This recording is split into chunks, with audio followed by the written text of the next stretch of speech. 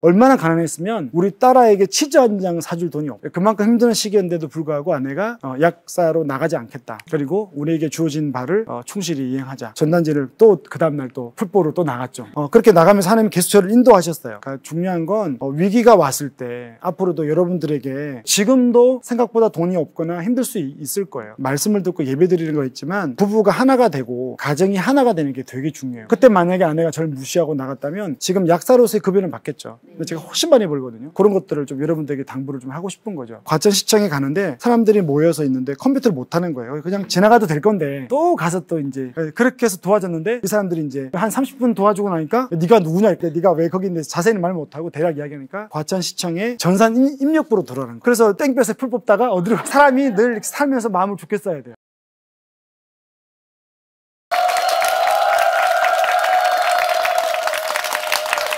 안녕하세요.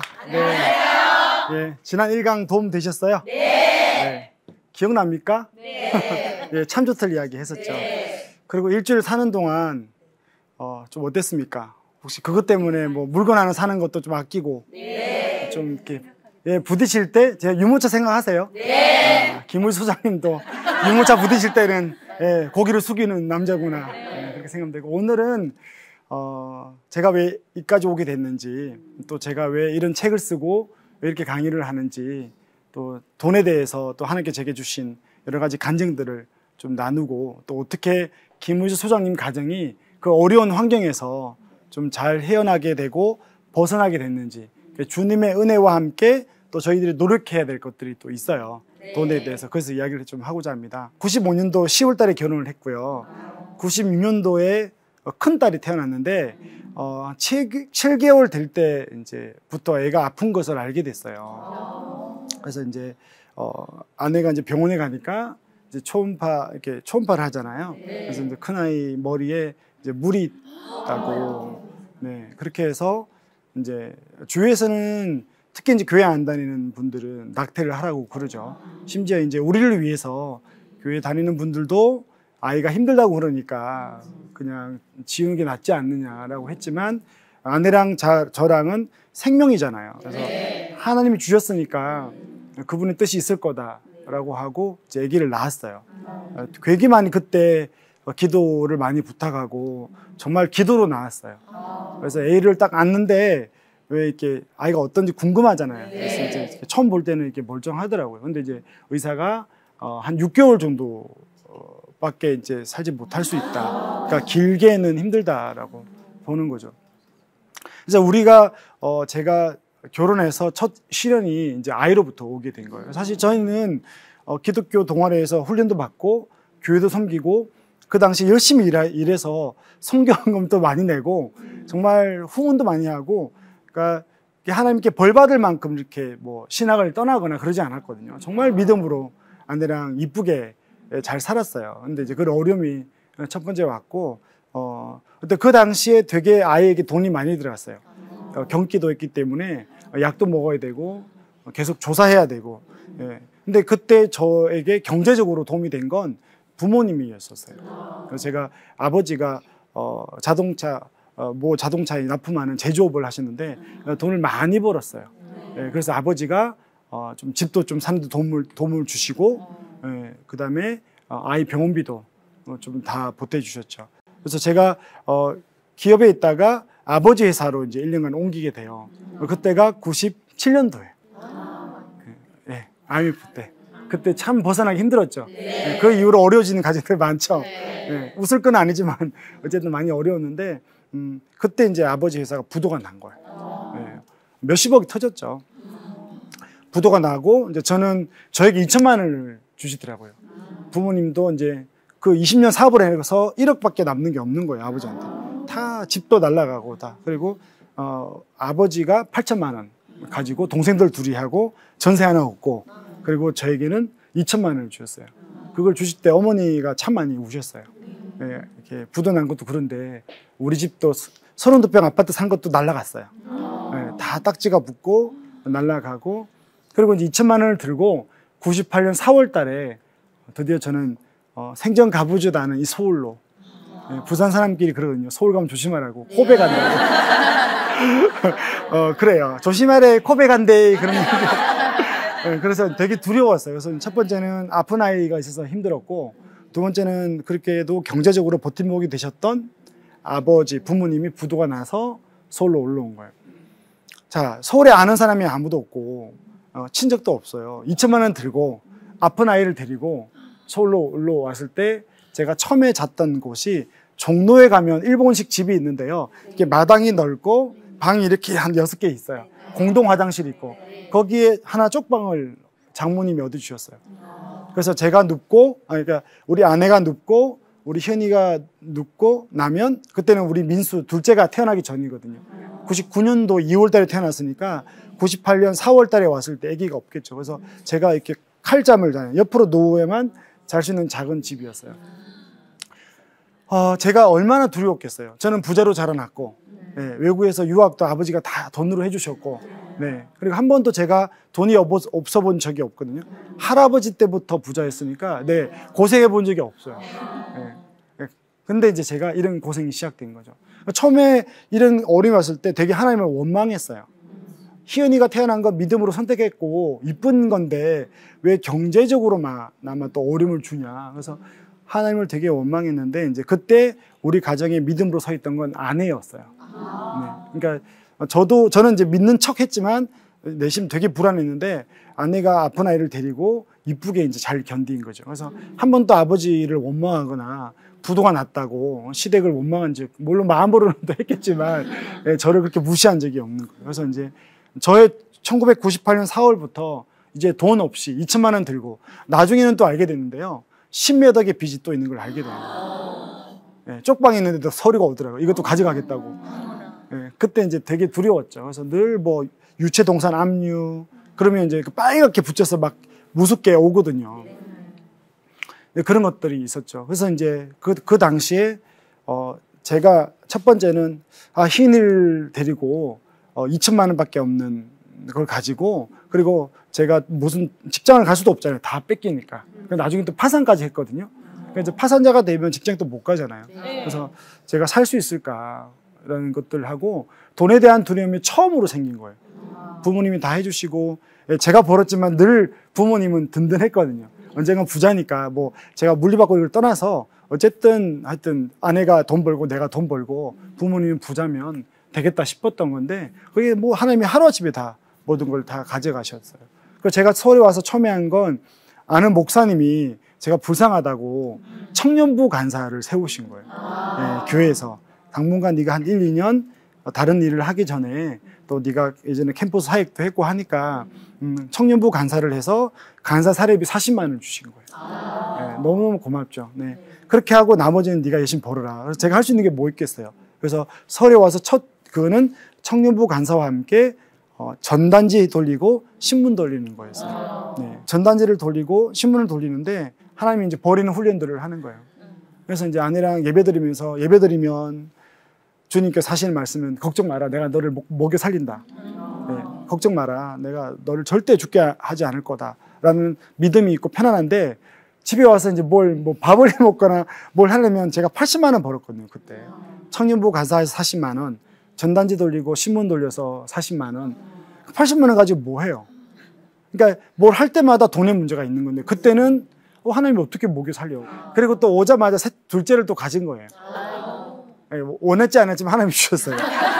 그래서 왜 주셨을까 되게 원망스럽거든요. 아내랑 저랑 놀래가지고요. 임신하고 나서 놀래서 되게 당황했는데, 나중에 지나가 보니까 그 당시에 아픈 아이를 키우는 우리 아내한테 둘째는 축복이었던 거예요.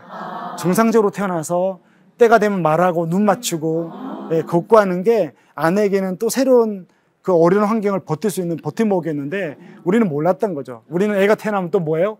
돈 든다는 거죠. 그러니까 하나님 방법이 이렇게 오묘해요. 우리는 돈 든다고 했지만, 하나님은 그걸 통해서 돈보다 더 소중한 아내의 마음을 치유하고 가정의 행복을, 또 물론 돈은 없었지만, 또 한 번은 이런 적도 있어요. 제가 전단지를 돌리고 나중에 공공근로를 또 했어요.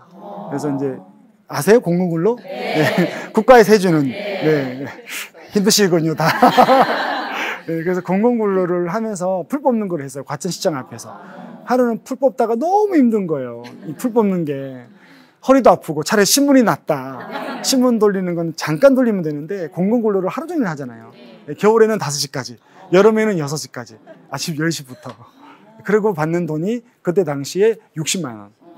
그럼 간사 사례비까지 해서 100만 원으로 20만 원 올라갔지만 하루는 너무 힘들어서 이제 집에 가서 아내에게 당신이 나가라고. 아내가 약사였거든요. 근데 아내는 희은이가 태어나고 일단 약사로서의 꿈을 접고, 왜냐면 희은이를 보는 게 자기의 또 비전이다.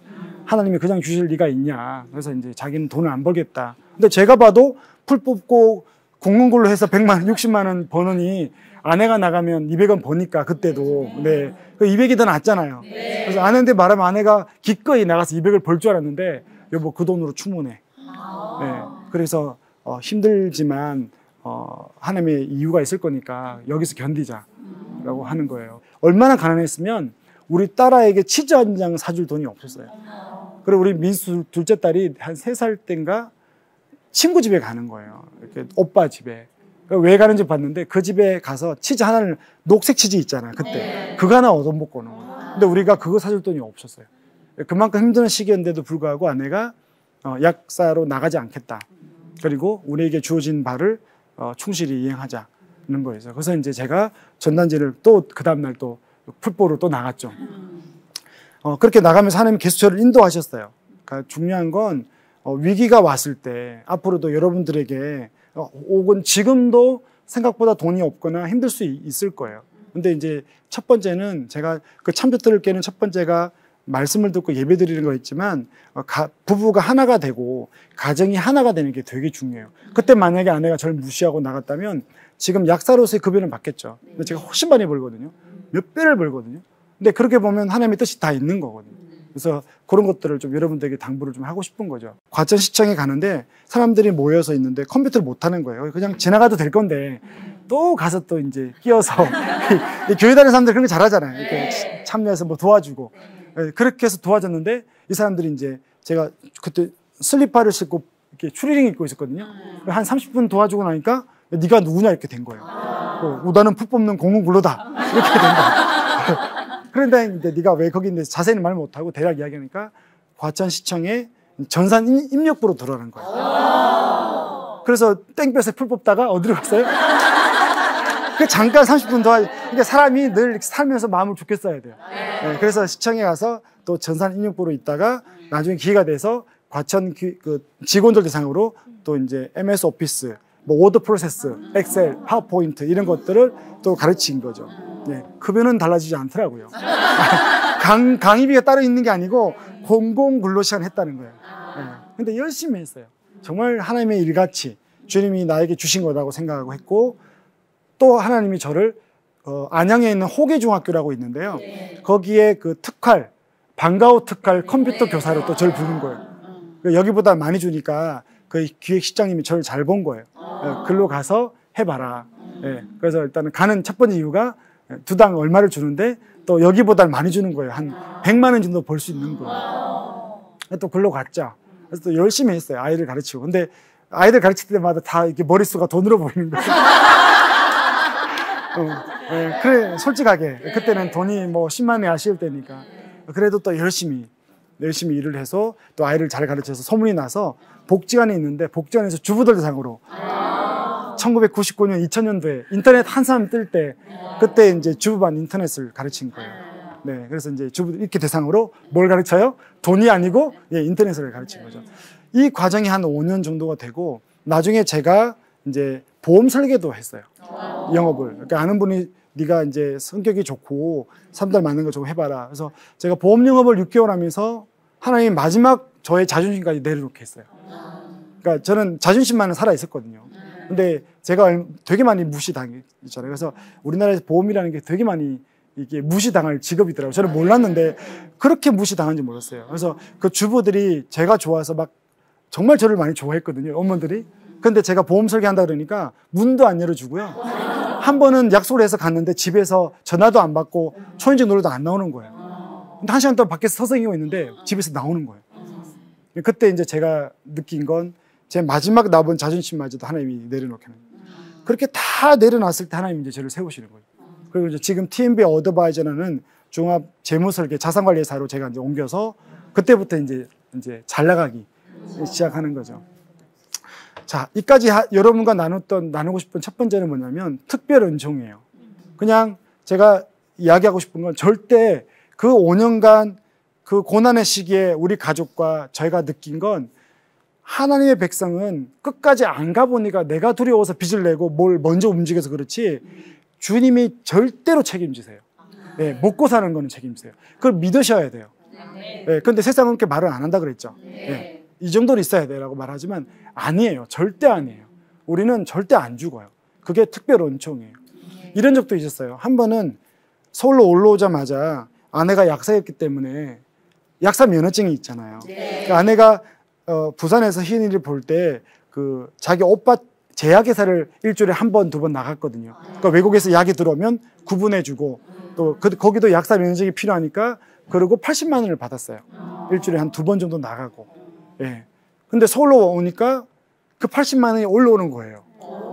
그래서 이제 주위에서는 우리 부모님도 그렇고 야 그거 주님의 은혜다. 왜냐면 희은이 경기며 물리치료며 우리가 먹고 사는 거는 100만 원으로 됐는데 희은이 치료비가 그 정도 들거든요. 약값이며. 근데 한 번은 설교를 듣는데 하나님이 그것마저 내려놔라는 거예요. 왜냐면 설교 때 이야기한 게 정직하게 돈을 벌어라. 예, 남을 힘들게 하거나 거짓되게 해서 11조나 세금 교회 헌금을 내지 마라. 예, 그리고 또 사업하시는 분들은 밑에 사람들 잘해주고 밑에 사람들 이렇게 착취하거나 등쳐서 교회 돈 가져오지 마라. 그게 목사님 설교였는데 그 말씀을 듣고 아내하고 저하고 마음에 부담이 된 거예요. 근데 그때는 그 결정하기가 너무 힘들었어요. 예, 제가 그 전단지 돌리고 이럴 때였으니까 80만 원 벌 때거든요. 그리고 그 80만 원은 우리 희은이 병원비인데 근데 아내랑 내려놓자.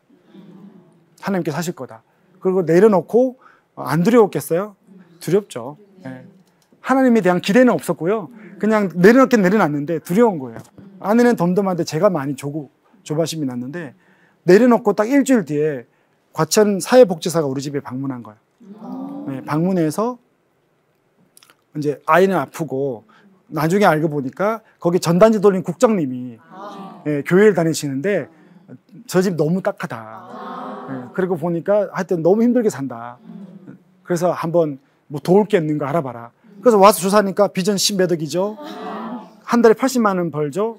아이는 1급 중증이죠. 뭐 희은이는 지금 고2인데 뭐 지금 보거나 말하거나 이런 거 못해요. 아직까지도. 예. 근데 그만큼 중증이거든요. 그러니까 보고 나서 우리가 생활보호 대상자 수급자가 되는 거예요. 그리고 의료보호 대상자 1급이 되면 예, 뭐 경험이 많으시네요. 네, 어려운 분들이 많아요. 그래서 이제 생활보호에 그 의료보호 일종이 되면 희은이 말고도 우리 모든 가족이 병원비가 안 드는 거예요. 그러니까 80만 원을 그 면허증을 내려놓고 나니까 하나님 일주일 뒤에 오히려 수급자라고 4인 가족 기준에 뭐 기초 딱 생활비가 있는데 그게 98만 원인가 그랬던가 봐요. 그러니까 80만 원 외에 국가가 18만 원을 더 주는 거예요. 박수 한번 쳐야죠. 하나님께. 네.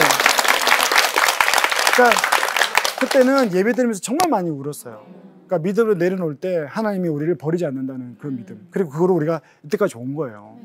그래서 제가 여러분들에게 말하고 싶은 건 특별 은총이 있다. 하나님 우리를 먹이다. 제가 돈 이야기하다 왜 간증을 하는가 하면 이런 간증들이 우리에게 있어야 되는 거예요. 수많은 선배들이 믿음으로 살았을 때 하나님께 역사하는 간증이 오늘날 크리스찬들에게 돈의 문제에서 생각보다 없는 거예요. 그리고 내 욕심으로 다 빚지고 사고 그리고 하나님께 돈 내놔라고 기도하고 그런 거 많잖아요. 네. 하나님이 주지도 않았는데 우리가 사거든요. 그리고 돈 달라고 기도하는 잘못된 기도도 많이 하거든요.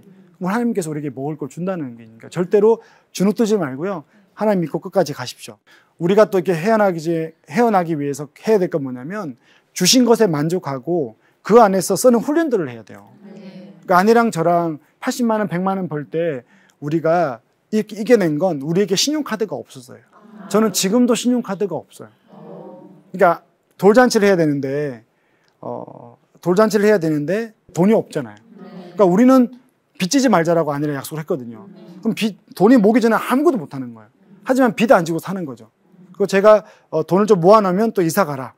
그럼 돈이 없잖아요. 그럼 또 이사 가고. 요즘 젊은 친구들이나 좀 전세가 오르잖아요. 그럼 어떻게 해요? 또 빚지죠. 네. 우리는 주님께서 2천만 원 주셨다. 2천짜리 사는 거예요. 열심히 벌어서 4천이 됐거든요. 그럼 전세가 올라요. 그럼 빚을 안 지고 또 어떻게 해요? 전세를 옮기는 거죠. 더 좁은 집으로. 중요한 건 그곳에서 어떤 모양으로 사는지가 중요한 거예요. 성도들이 어떤 예배 드리고 사는 기쁨이 있는 게 중요한 거지 넓은 집이 무조건 필요한 건 아니거든요. 그래서 우리가 두 번째로 하나님의 은혜로 먹고 살았지만 그 뒤에 주님이 주신 100만 원, 150만 원, 200만 원 가지고는 우리가 얼만큼 절제되고 훈련하고 아끼고 주님이 주시지 않으면 안 쓰고 돌잔치 못했어요. 네, 못했고 이번에 우리가 셋째가 태어났다고 그랬잖아요. 그래서 이제 잘 됐죠. 잘 되고 제가 방송도 나가고 책도 쓰면서 정말 주님께서 저에게 많은 빚도 다 갚게 해주셨어요. 그 많은 거 정말 잘 됐거든요. 놀랍죠? 하나님이 한 방에 있는 거예요. 그렇게 좋아졌는데 지금 저는 어떻게 사느냐, 아내에게 물었어요. 약국을 할래. 아내가 여보 우리가 여유 있으니까 셋째를 낳자. 네, 그래서 큰애 둘째 중인데 셋째가 작년 3월달에 태어났고요. 지난달 4월달에 돌잔치를 한 거예요. 그래서 예배 때 참 많이 또 울었어요. 다 울음이에요. 옛날에 하도 고생하다 보니까. 그래서 그 제목이 뭐냐면 생애 첫 돌이에요. 희은이가 아파서 돌잔치를 못했고요. 아내에게는 둘째는 뭐 때문에 못했어요? 돈이 없어서 못했고요. 셋째는 한 거예요. 그래서 교인들이 다 와서 예배 드리는데 축제가 된 거예요. 왜냐하면 그거를 지켜본 교인들은 제가 서울 와서 이 15년을 지켜봤잖아요. 하나님의 살아있는 역사거든요. 이까지 온 게. 그래서 이제 셋째를 낳고 이쁘게 키우고 있는 거예요. 그래서 이제 그 안에 우리가 견뎠던 건 아까 말했지만 주님이 주신 급여 안에서 빚지지 않고 견딘 거예요.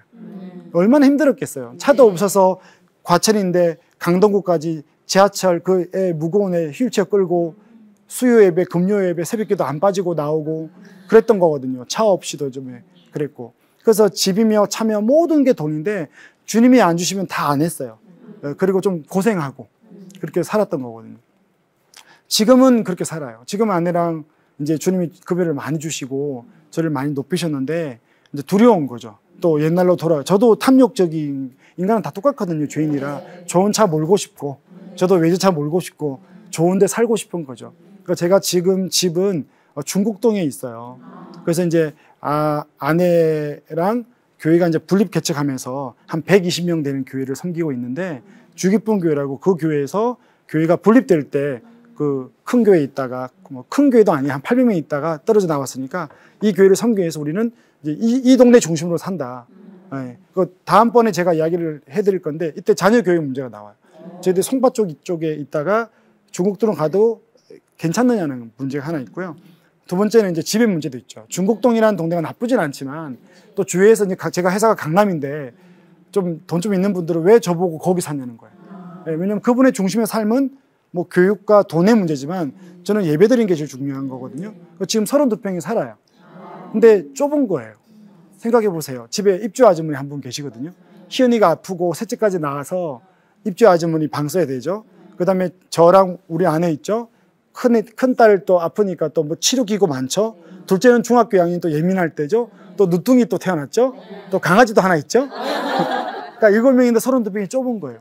근데 그 동네가 32평 아파트 이상이 별로 없는 거예요. 저 강변으로만 나와도 많은데 그러면 희은이를 휠체어를 데리고 교회를 왔다 갔다 할 수가 없어요. 그래서 우리가 그때 기도했거든요. 희은이가 휠체어로 왔다 갔다 할 수 있는 집을 달라.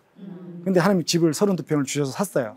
저렴하게 샀는데 아내랑 저랑은 그거예요. 알아보다가 그냥 불편하게 살자. 그만한 돈이 있어도 더 하나님은 더 넓은 데 간다고 뭐라 하진 않겠지만 그냥 그거에 만족하고 살 때 더 이쁘다 하실 거다. 그래 그런 돈들을 더 귀하게 쓰자. 예, 그러고 있는 거거든요. 지금도 아까 말했지만 이것도 참조틀이 될 수 있는 거예요. 네, 집에 대해서 다 너 왜 그 집 사냐. 그리고 아이는 또 송파나 강남으로 나와 있다 중이니까 우리의 수준에 맞게끔 그리고 아이에게도 어떻게 행복한지를 알고 이렇게 가는 거죠. 그래서 되게 행복하게 지금 살고 있어요. 그래서 하나님이 키우셨지만 그 많은 돈으로 제가 또 지금 잘못 갈 수 있지만 주님의 은혜로 만족하고 한계를 정하고 살고 있습니다.